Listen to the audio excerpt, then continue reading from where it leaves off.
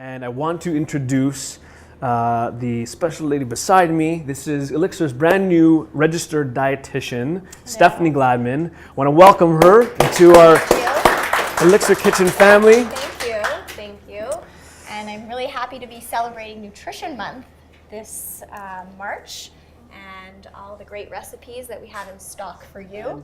What we're going to do is create these nice little snacks, these little bite-sized snacks. Great recipe to make in a big batch, and then you can freeze them, and then you can pop them in the oven or the microwave whenever you want a little snack. Really tasty, and we're focusing, like Stephanie mentioned, on the protein in there. Yeah. So what we're doing is we're actually taking the split pea form. This is what you'll commonly find it as in like a bag or like in the bulk store. And then we're going to grind it into a flour. Now, what I did with this is simply just use a coffee grinder. Clean out your coffee grinder before, probably be better. But any coffee grinder, spice grinder works amazing to grind your split peas into green pea flour. And now with this, the options are open. Now we can do more things than we could with just the dry split peas, right? The pea flour you can also find, I know in some grocery stores, some South Asian grocery stores, you can definitely find it already ground. They come in packages. Usually it's the yellow split pea, which you can use instead of the green in this recipe. It works exactly the same. But sometimes they have the green one as well. We're using the green one. I find it to be a little bit sweeter than the yellow. Plus it's St. Patrick's Day tomorrow. We figured, let's create a green dish. So if you can't buy the regular flour, you can just grind your own very, very easy until you get a nice flour like this. So for this recipe... Could you do other pulses? Yes, absolutely. So chickpea flour is another one that's pretty common. You can find that. And these are pretty inexpensive flours that you can buy, keep it in dry storage and use it every once in a while. Great. So for this to add flavor, we can add pretty much whatever you want.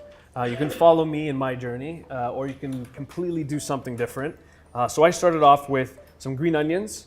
And I mean, your knife skills don't have to be the greatest for this because we're using a food processor. This is something I know I keep hammering everyone over the head about. It's a great tool to have in the kitchen. It cuts your food prep time down tremendously. So definitely something to look into. But green onions, just roughly chopped in there. I've got a clove of garlic, which I'm just gonna crush a little bit, put it in there. Fresh herbs, I have some parsley, some fresh mint. You can do cilantro, chives. Yeah, cilantro, no, it burns. Yeah, you have your cilantro haters and lovers in the audience. It's a genetic thing, so don't worry. So I've got parsley and mint in there. It smells delicious. Yeah, some great flavors. And then I'm gonna add another pretty accessible, actually I might need another bag here. So I'm adding about 2 cups of frozen peas in here.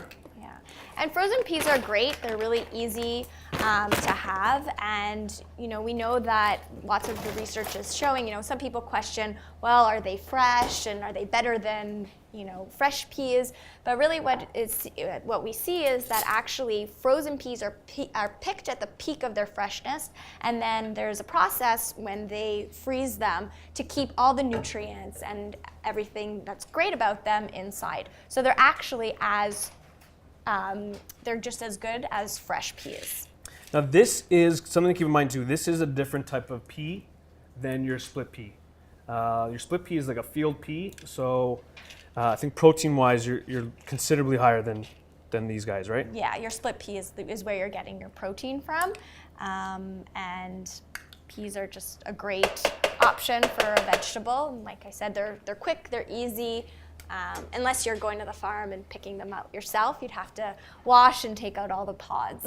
Yes. Put a little bit of yogurt in there. The yogurt's going to add some moisture. It's going to help to bind everything together. That's just plain yogurt. And then I'm going to add a little bit of, about half a teaspoon of baking soda. This is going to help give us this really nice kind of fluffy green pea fritters with a nice sort of golden brown on top. Now, one thing to keep in mind when you're using baking soda, it needs an acid to be activated. Whereas baking powder doesn't. Baking powder already has the ingredient in there to be active. Baking soda needs an acid. So yogurt will actually act as that acid and activate this. So you need something. So if you don't want to put the yogurt, you can even put a little bit of lime juice or lemon juice or buttermilk. That really helps too. So about half a teaspoon in there. And then our green pea flour, which about 3/4 cup. So it's about 1 cup if you're grinding it yourself, 1 cup of the dried split peas. And when you grind it, you'll probably get about 3/4 of a cup of the flour. I can see the flour dust flying around. And that's it, a pinch of salt. You can put a little black pepper in there, whatever you want to season it with. I'm gonna put just a little bit of olive oil too, just a tablespoon. Just a little bit now, and then if I need more after, I'll put more after.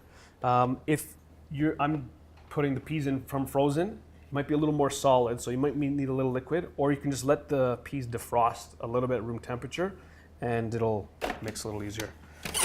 So mix away.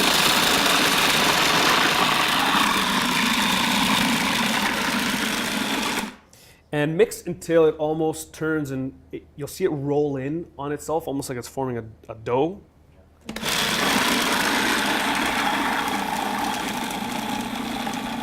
If it slows down like this, I know I need a little more liquid. So you can just add either a little bit more water or, yeah, you knew I was going for a little bit of olive oil. Yeah, and if you're looking for, actually you have a loss of appetite and you want to increase calories, so that's when for sure adding more olive oil can definitely be an addition to help out with. If you add more water, does it decrease the taste? Like is it more? You're diluting it very slightly, but you're not adding a ton of water there. Yeah, you just want to add just a little bit so that it turns. But it shouldn't be.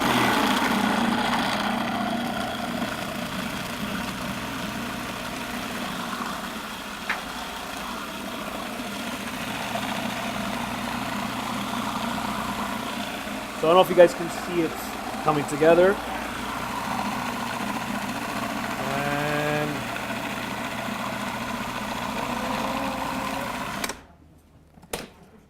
all right, well, just a little bit, and I'm just gonna push it down one last turn. And it should be pretty solid, and that's why I actually like to keep the peas frozen, because it's a little easier to manipulate afterwards.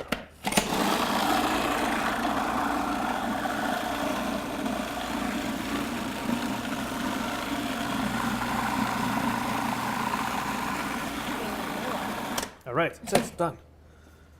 So pretty quick, pretty easy. And you're looking for a nice mixture, very green as well, which is good. And with this, you're just gonna scoop. You can make like large, almost like slider burger style patties if you want, or you can make small little snack size ones. And you can use a spoon, you can use your hands, you can get right in there. I'll be nice today. I'm gonna give Stephanie an ice cream scoop. Great. And so if you want to scoop out a couple, and all you gotta do, and these are great. They have these at like the dollar store now.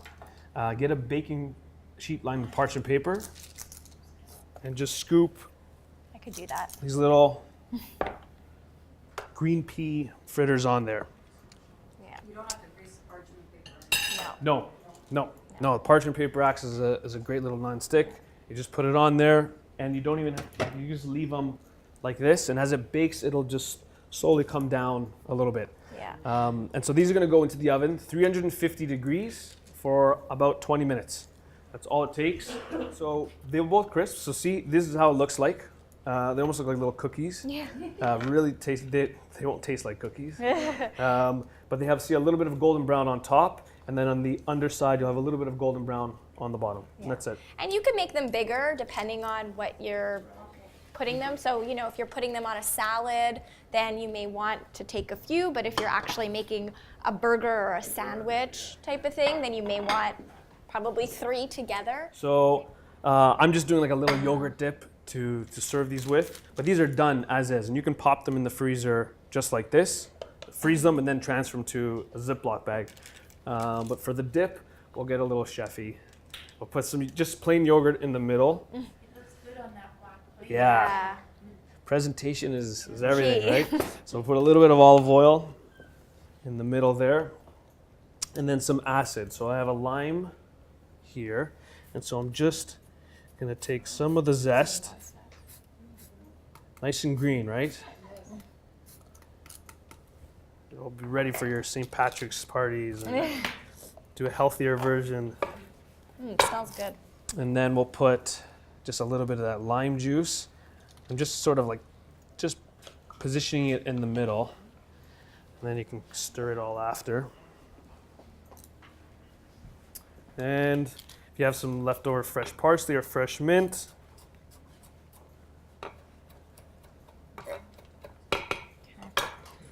we'll throw that on as well. And then you can put your little green pea fritters on here. So that's it. That's our first one. Yeah. Nice.